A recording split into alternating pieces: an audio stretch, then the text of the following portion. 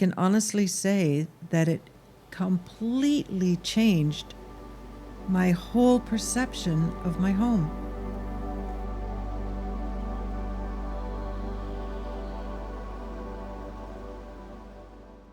Welcome to Tough and Tender. I'm Louise Rolland, integrative energy practitioner, life coach, and your guide through life's difficult moments. When we can take the things that feel like they're bringing us down and start to look at them as lessons, that's when we begin to move forward. Not with self-pity, but curiosity and hope. I am here to share what I've learned, what I've experienced, and what I've witnessed, as you're not alone in this. Today, I'd like to share with you a few little truth nuggets that I've written in my book. Let's explore them together. I love that you remind me about the truth nugget. Oh, yeah.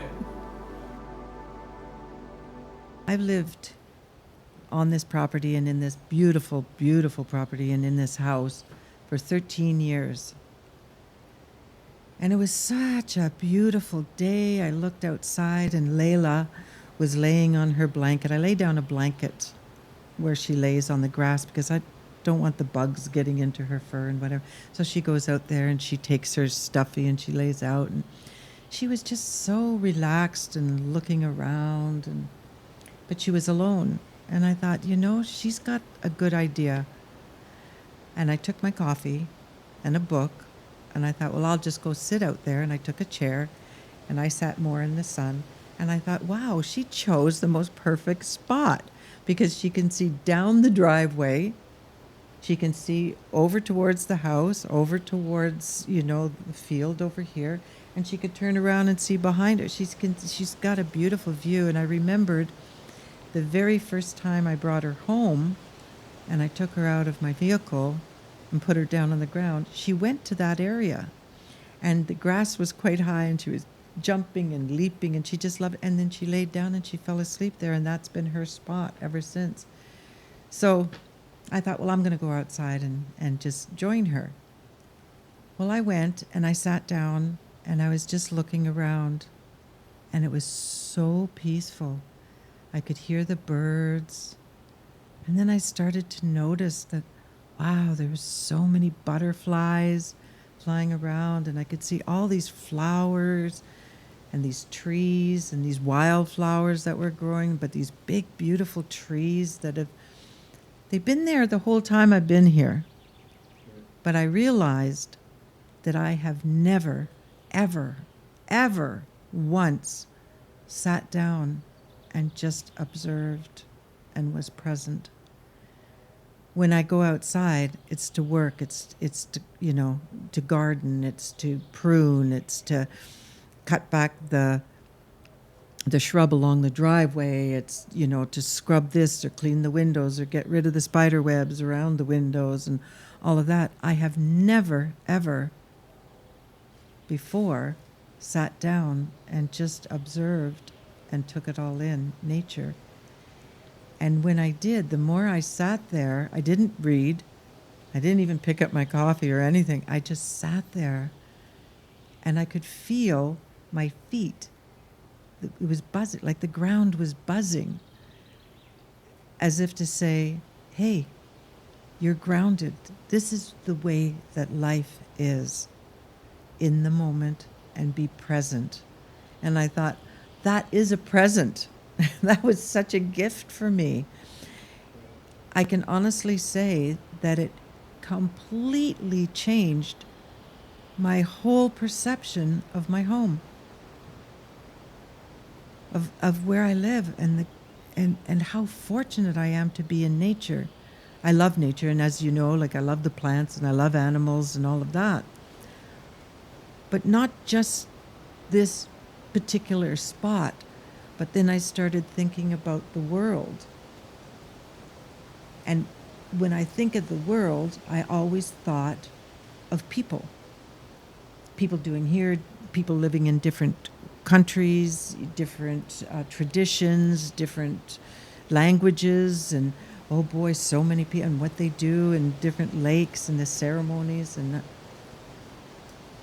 but when I was sitting there, I was looking and feeling the world so differently. And it is magical. It is like it knows what to do. Like the trees know to stand up. The trees know to go to the light. The flowers know how to seed. They know how to grow what that seed. Like for example, a pine cone. That pine cone is already a pine tree. The seeds in that already knows that it's a tree. And I started thinking like such a beautiful, beautiful world that we live in. And I was like, oh my gosh, I think it's changed my whole life right from that moment. This was just yesterday. And I'm so excited about life. And when I go now and walking, with Layla through our property or even behind into the Crown land, I'm so grateful for having this opportunity to be here on the earth and to learn all that I've learned while I was here. And then all of a sudden I thought, okay, this is where the subconscious comes in, right? The ego. Am I going through this beautiful time because it's time for me to appreciate now before I go? Is there something that's going to happen to me that I'm not going to be here long? Is that why, And I started to think that. I thought, is this what happens when people get close to their death, that they're leaving? Although I feel comfortable with death, but it's funny how my mind all of a sudden switched stations like that, right? And then I went, whoa, where are you going, girl? Just enjoy the moment. Now take one step at a time. Take one breath at a time. And if you leave now or when, soon, at least you've had this moment. And since then, I've been having a lot of moments. A lot of awareness is coming. And it's time to share. It's time to share that with other people, to remind them that we're not going to be here forever. When it comes time to the end of our time here on earth, what happens is we give thanks, but our bodies don't come with us. What does is our soul. That's what we came with, and that's what we leave with. And I can honestly say that my soul is authentic. All our souls are authentic. It's our egos and our minds that change our personalities. It's our egos and our minds that decide what's right, what's wrong, that do judgments. Our soul is intuition. That's where our intuition comes from, is in that soul. It's here. It's here. It's not coming from here in the brain. I have to say, I feel like our soul actually sits in our belly and in our heart, and it tries to tame our brain once in a while, but our brain thinks it's too smart. It's interesting, I chose this book. I love books, I love writing, and I've got boxes of books that I've written in through many years, but it's interesting, I picked this one up and I had never read what it said on the front. I just thought it would look like a cool book, and I got it, and it's Write Down Your Wish. The magic book is going to help you. Secret magic spells. Pure book. Precious memories, line note, idea, memos, daybook, since 1981, tradition notebook. And I was like, magic spells? All right. Casting spells. I'm casting spells now. For this one here, I just started writing this one day, and I put observe, don't absorb, right? Just observe. We don't have to make a decision right away. We don't have to understand it right away. We don't have to absorb somebody else, what they're thinking, as yours. Just observe. I love people watching. It was one exercise that we did when I was studying integrative energy work at Langara. We were to go out into the city and pick a place wherever we wanted to go. It was 1:00 in the afternoon, and our instructor Linda sent us off. Go and sit and just observe. You can write down things if you want. Just observe whatever's going on. You know, you don't have to stay in one place. Just go out and observe and be back at 4:00. It was interesting.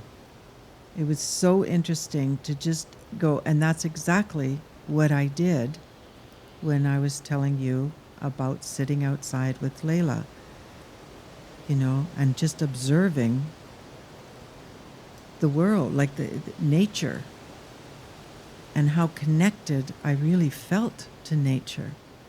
That was great. I didn't have to absorb it as, okay, well, that's, you know, okay, that's what that means, and then make sense of it all. So I wrote that down as something that I thought would be really good to talk about, because it's something that I sat down with for a long time. And when we came back after that exercise, I came back and we sat, we did a little ceremony where everybody joined together in a circle.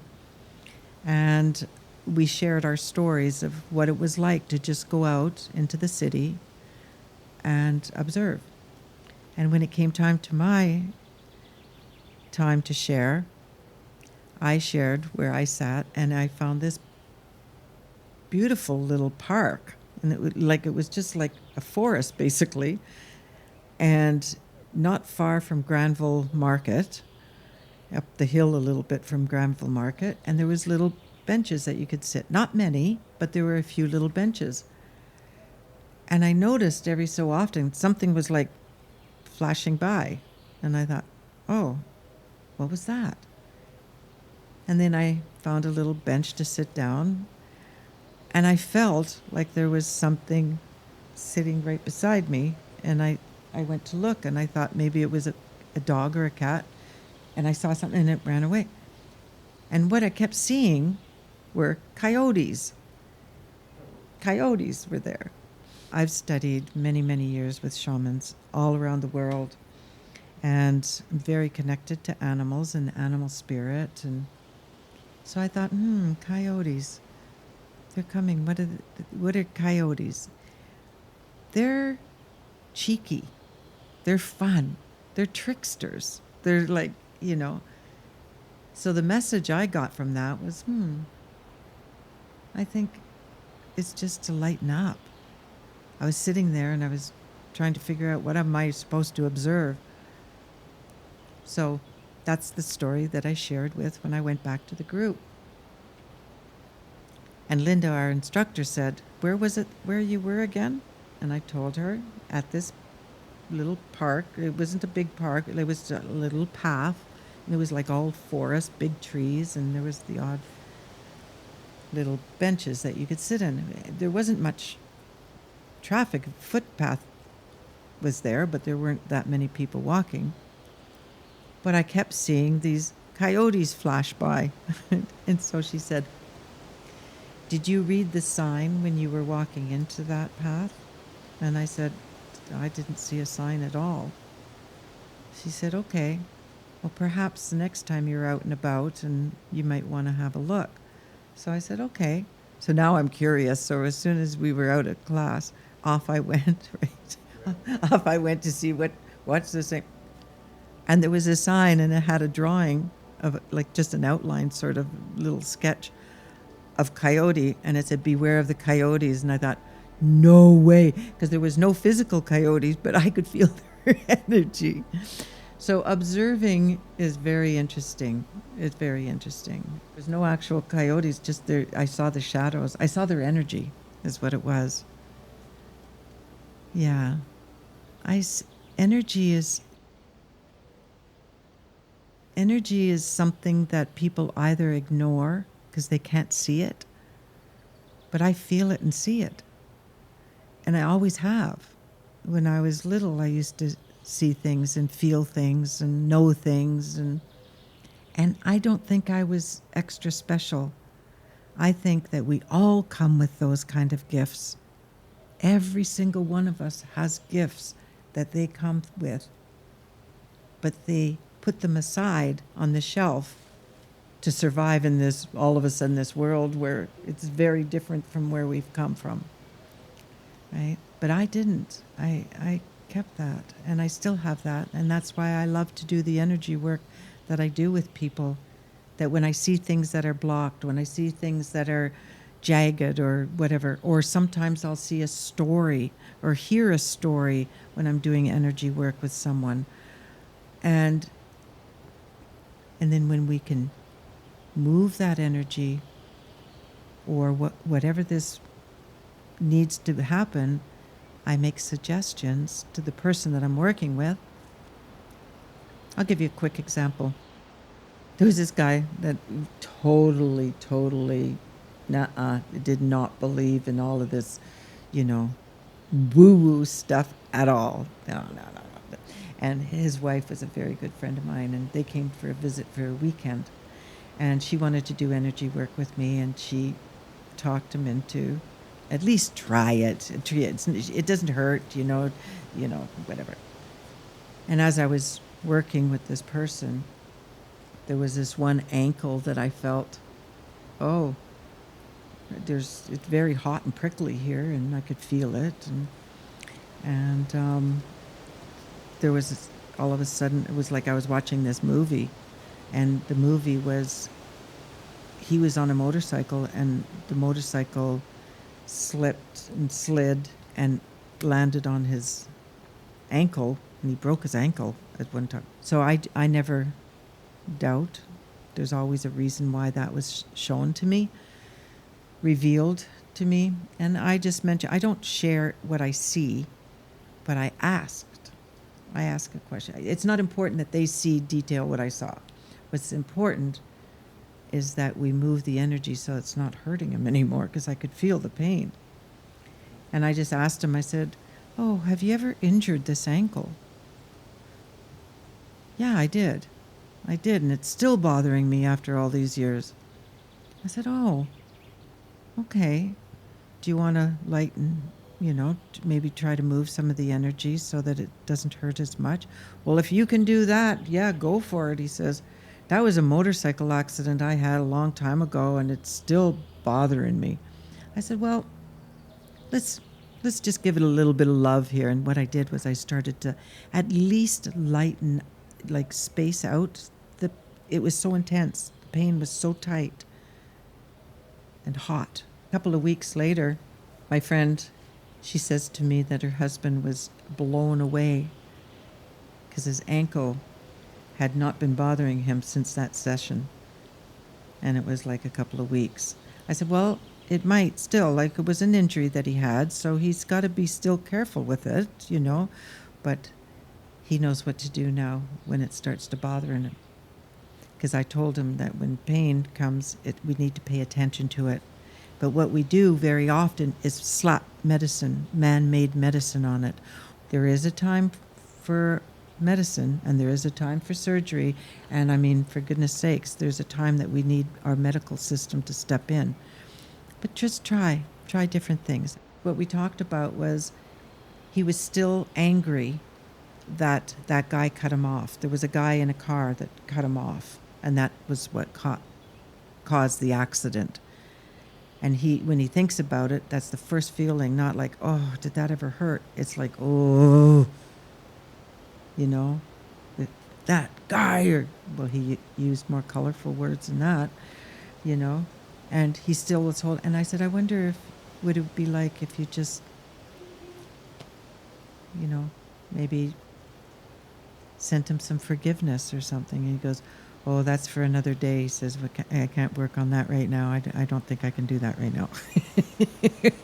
But I think he stuck with it for a little while, and I think he actually started to think about forgiving and thinking about it differently, and it was working. Be the unprejudiced observer. Be the unprejudiced observer.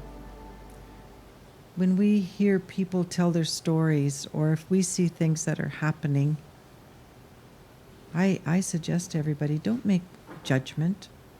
We can't judge what other people are feeling or why people are feeling that, or why would we want to judge them?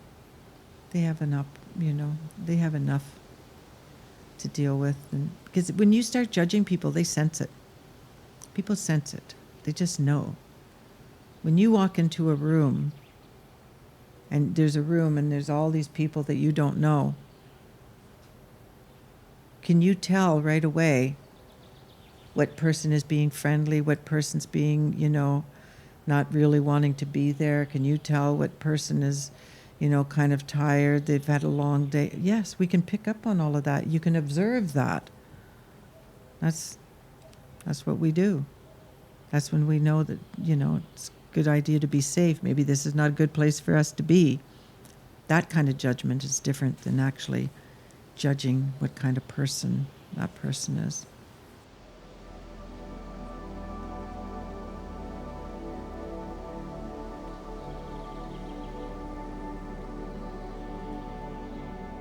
There's something else,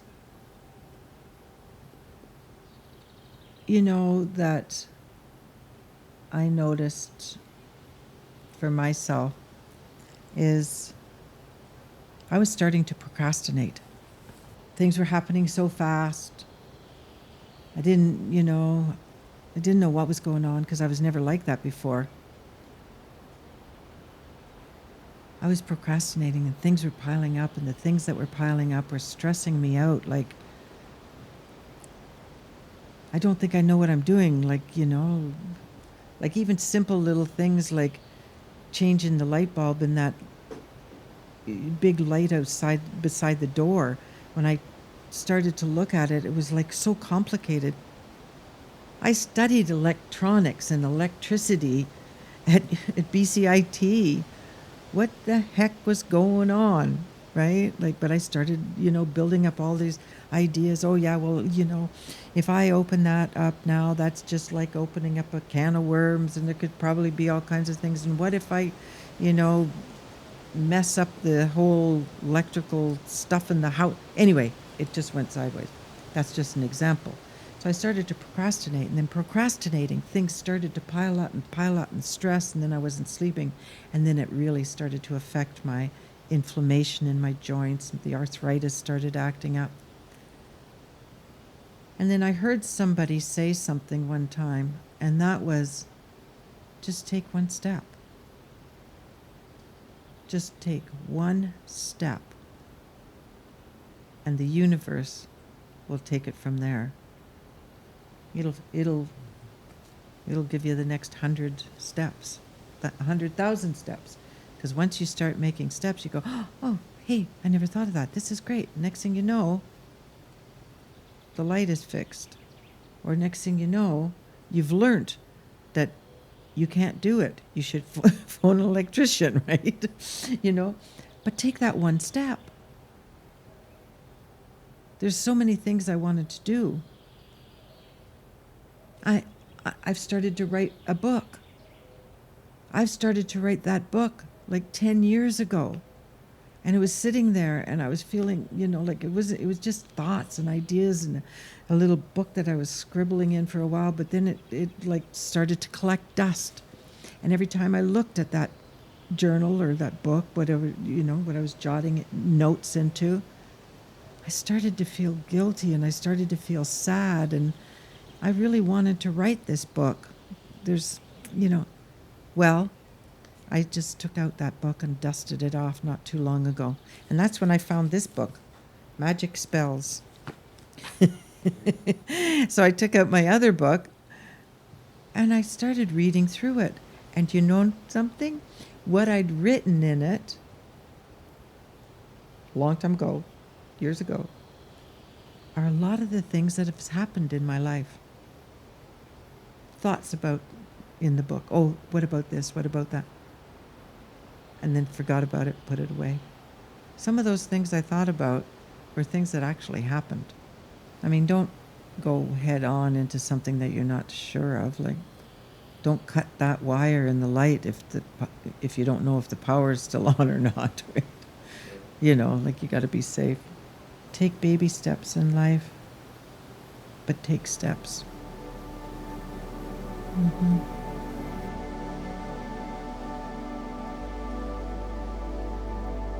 Self-talk.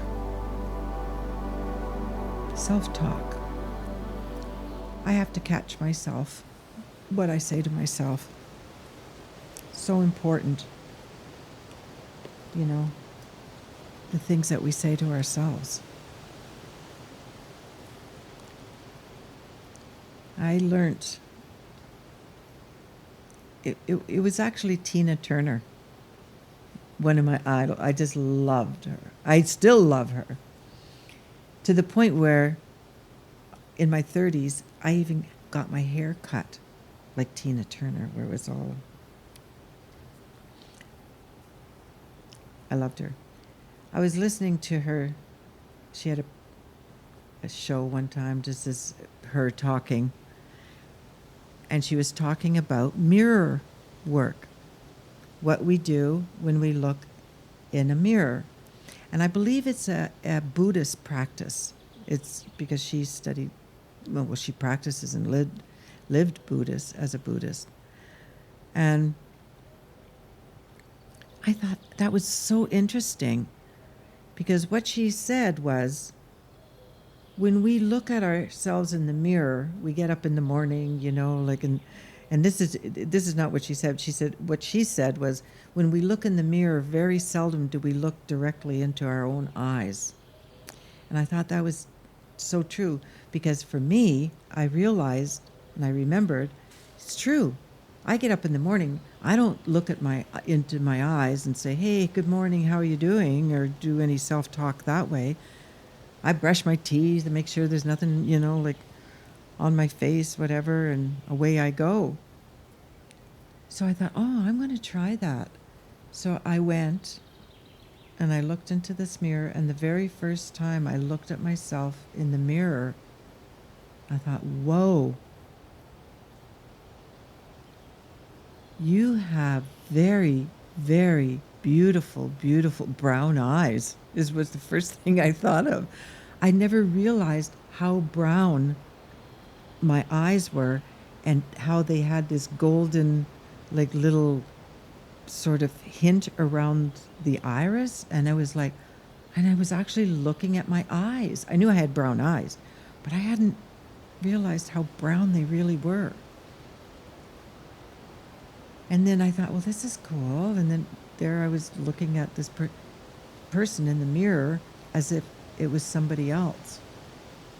And then I thought, that's strange. That's me. And then so I started talking to myself. Oh boy, you are really kooky. What have you done now? You've opened up a whole can of worms now. Like, what? No.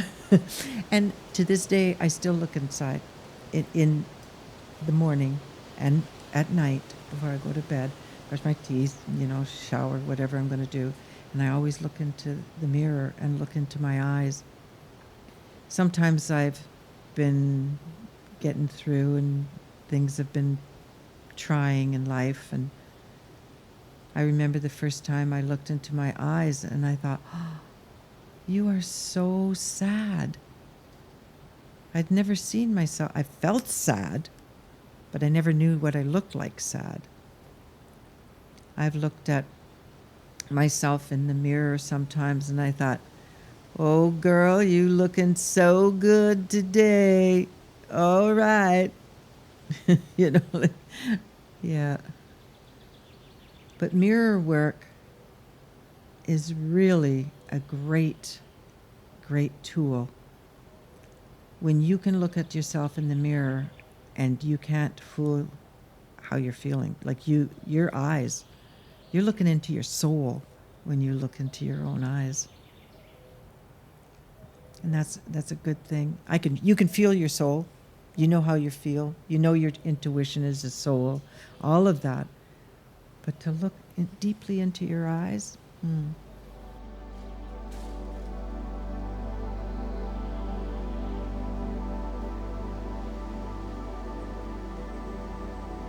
Ho'oponopono. That's something that is gone out public, and a lot of people around the world know what Ho'oponopono means, and it's about forgiveness. And I would love to share how I learned about it. And it was from my Hawaiian kumu. He was he's not with us in physically anymore, but he's definitely with me in spirit, and all of us in spirit. And in Hawaii, because it's a Hawaiian practice that I learned from, and in Hawaii, the families always get together and every day do a Ho'oponopono session, which is to forgive. What is something that happened today that you would like to forgive or release or let go? And always start with something positive. It might have been like one of the children might have had a classmate bullying them around or making them feel bad or something. But they don't start the session, their share. It's not a session, it's a share. They share. And they always start with something positive. What is something positive you could say about that young friend of yours? You might not feel like he's a very good friend right now because of the way he treated you, but what is something good about your friend? And then you start with that. And then you say, okay, so what happened? And they share what happened. And what would you like to forgive? And how would you like to deal with it? And then you move on. You don't carry it. And once the process, the share is over, never to be repeated again. Never to be, like, you don't hold a grudge, in other words. Once you release, forgiveness happens, and forgiveness is release. You don't hold a grudge. Jesus said on the cross, Father, forgive them, for they know not what they do. And that is the most powerful forgiveness I have ever heard of in my life, where they were crucifying him, brutally crucifying him to the cross, and he was able to ask for forgiveness for them for what they were doing because he felt they didn't know what they were doing, and he forgave them. Like, that to me is huge. That to me was such a great lesson. Jesus was my first boyfriend. I loved him. I still love him. Wise soul. Yeah, and still is. And look what he's taught us, and he still teaches us. Yeah. I can honestly say that all faiths, they might have different ways of sharing it and being, with others and, rituals that they do. But they all come to the same place. There's many roads. I've heard that this saying is not mine. There's many roads to the one place, the one castle or whatever that, And I believe that. I really do. I believe that. I would love to do sessions on chakra. Chakras are like energy organs in our body.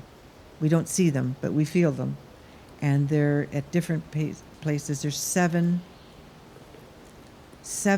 main ones that we can talk about in the physical body.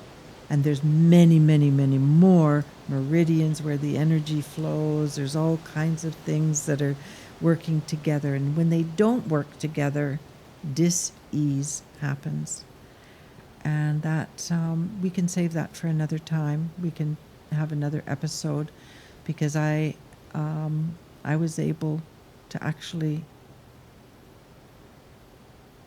go through a difficult time in my life where I was given a sentence, a death sentence, that I wasn't going to have much longer to live. And that was like something like 30-something years ago. So, because I worked with the energy. And I have to also say that it was great and it worked. But I also know other people that have done very similar things that for whatever reason it came, and they knew it was their time to go. Thank you for spending this time with me today. If something in this episode has landed for you, sit with it. Share it with someone who may need it. And be gentle with yourself in the process. That's what Tough and Tender is all about. Until we meet again, I'm Louise Rolland. Take good care.